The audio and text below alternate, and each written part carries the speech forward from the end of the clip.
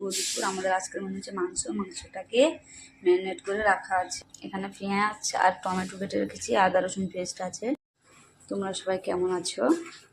এখন দিয়ে দিলাম আমাদের মাংসের জন্য পেঁয়াজটা,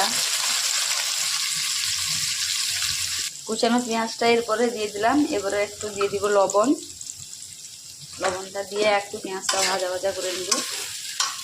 পেঁয়াজটা ভাজা ভাজা হয়ে গেছে, দিয়ে দিব টমেটো কুচানো,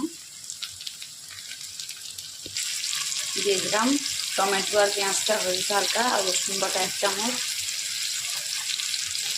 আদা বাটা,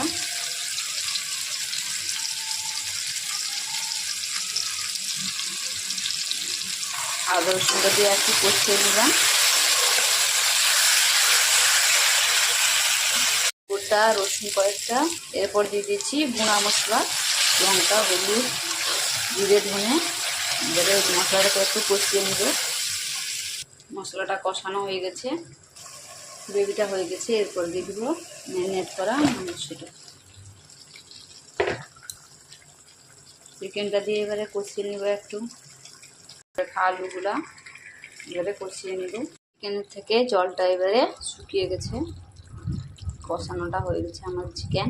আমাদের চিকেন কষা রেডি। কেমন হয়েছে তোমরা সবাই জানাবে।